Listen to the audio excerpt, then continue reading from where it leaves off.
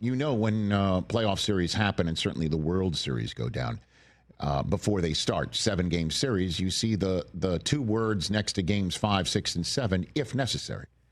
Very rarely has there been an asterisk next to a game 3 and say game 3B, if necessary. A second game was necessary last night. An entire second game was necessary last night. 18 innings worth. 2 different 9-inning games were necessary last night to decide the normally game 5s are pivotal, but when 70% of game 3 winners in a World Series tied 1 game apiece go on to eventually win the World Series, game 3 could prove to be the most pivotal. Certainly based on what we saw last night. And it was more than just, again, a pivotal game of a World Series. It was one of the wildest games we will ever see. And that, isn't recency bias. That's a fact. And I think we kind of got the sense last night that this was going to be unlike any other game when in the second inning, Bo Bichette gets picked off of first base because the home plate umpire and Mark Wegner takes a little bit of extra time to call strike 2 on a 3-1 pitch to Dalton Varsho, who thinks it is ball 4, starts to walk to first base. Bo Bichette celebrates the ball 4 by pirouetting and facing right field, not knowing, oh, wait a minute, the umpire did call strike 2. I'm now pick-offable. And sure enough, Tyler Glasnow flips to Freddie Freeman, and he's out. I've never seen anything like that, and I'm 56, and I've been watching baseball for as long as I can remember. And that was just the beginning. Because a couple base hits after that, the Blue Jays still don't have a run. And then former Blue Jay Teoscar Hernandez gets the scoring going in the bottom half of the inning with a home run, and then in the third inning. Just the first of many unicorn things. The Game 4 starter hits a home run in Game 3 for the Los Angeles Dodgers. Shohei Ohtani homers to give the Dodgers a 2-0 lead, and that inning ends with Freddie Freeman thrown out at home, which was just the beginning of the cycle of getting thrown out at bases we were seeing last night. Literally, everybody got thrown out, it felt, at every base last night during this 18-inning game. 4th inning. Leadoff walk to Vlad Guerrero Jr. Bo Bichette hits one right to Tommy Edman, and it goes underneath his glove, and Bo Bichette is running so slow, he makes Giancarlo Stanton look like Ricky Henderson. So that's a surefire double play ground ball that's now in right field with 2 guys on. Of course, Alejandro Kirk is going to hit a 3-run home run to give the Blue Jays the lead, and he does. I mean, this fire hydrant is unbelievable. And the Blue Jays add on another run on a sac fly. It's 4-2. Max Scherzer's on the mound, by the way. Future first ballot Hall of Famer for the Blue Jays. He wasn't the only one with such a resume to pitch in this game. Scherzer gets pulled, and the Game 4 starter hits an RBI double and scores the tying run when Freddie Freeman knocks in Ohtani. I cannot stress enough of what absurdity we're seeing from Shohei Ohtani. So it's a 4-4 game, 6th inning. Teoscar Hernandez is trying to get to third. He gets thrown out at third. First guy to get thrown out at third on the night. Innings over.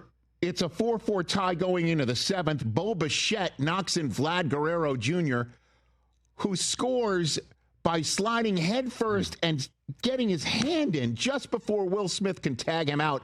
And I don't know how a man that size can just put his hand down and then hop up, which he did, to celebrate the Blue Jays having a 1-run lead until the Game 4 starting pitcher for the Dodgers ties the game with his 2nd home run of the night in the bottom half of the 7th. By the way, John Schneider had seen enough of Ohtani, maybe for the rest of this series with a bat in his hand and the opportunity to swing it. Smart. Tied at 5. Blue Jays top 9 after they threatened Sasaki in the 8th. Varsho hits a screaming liner that goes off of Freddie Freeman's glove into right field in IKF. Kiner Falefa thinks, I'm going to third. Tommy Edman slides from his second base position towards the right field line to grab that ball, hops up and throws a seed to Max Muncy to nail IKF at third base for the second out, wiping out the Blue Jays threat, and begins to redeem himself for that error earlier in the game. Game goes to extras.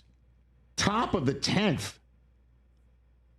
Lucas of the Blue Jays lines a double to right. Davis Schneider, who looks like somebody I had 15 cards of in 1975 in the Topps pack, right? The way he looks with that mustache and the glasses. Very 80s. You know what I mean? Very 80s ball player. Honestly, it felt like I had 15 of him in a Topps pack in 1979. He's thrown out at home by a wide margin on Hernandez, throwing to Edman, who makes another seed of a throw to Will Smith. The Blue Jays tried a challenge to say that Smith blocked the plate, but I'm glad that was upheld. He kind of did. But. Well, he when he fielded the ball, he didn't.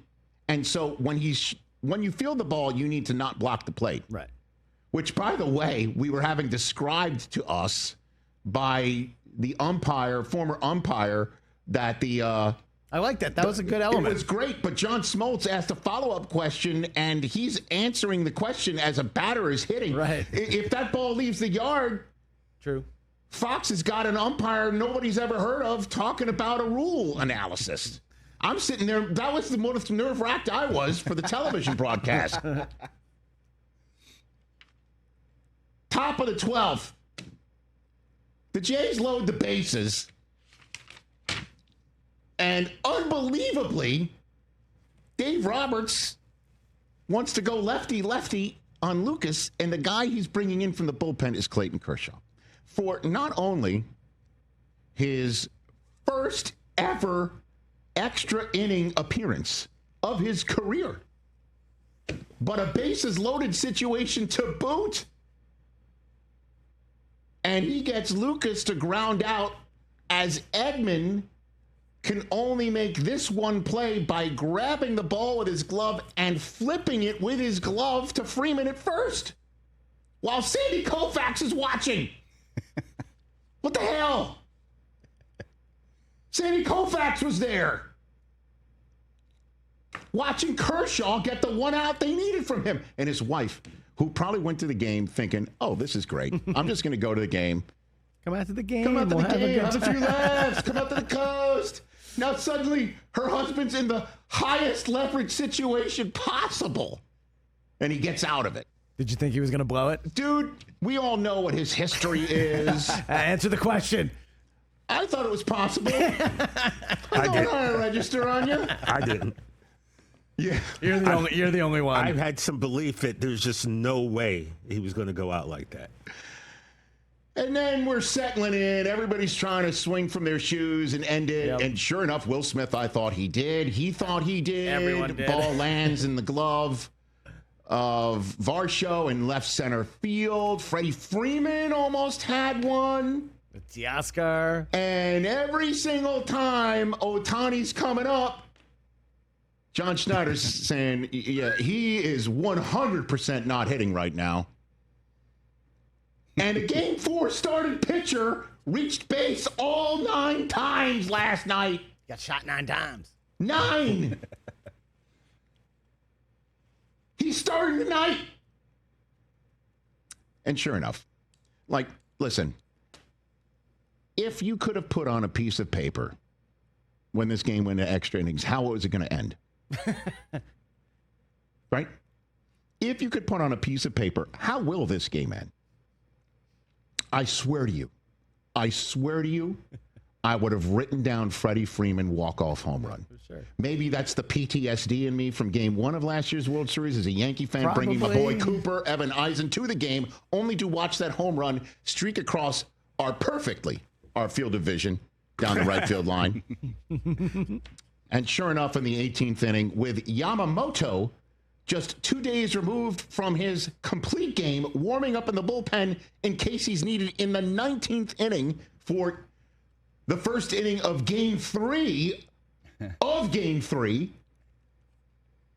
Not needed as Freddie goes yard straight to center field. Game over. You can go home now. That is correct. That is correct. And the final numbers of Game 3 of the 2025 World Series, I think we have it. I think every single person who works at home on the Rich Eisen Show, or most of them are all Dodger fans, probably arm wrestling to see who could create this graphic for us here on the program.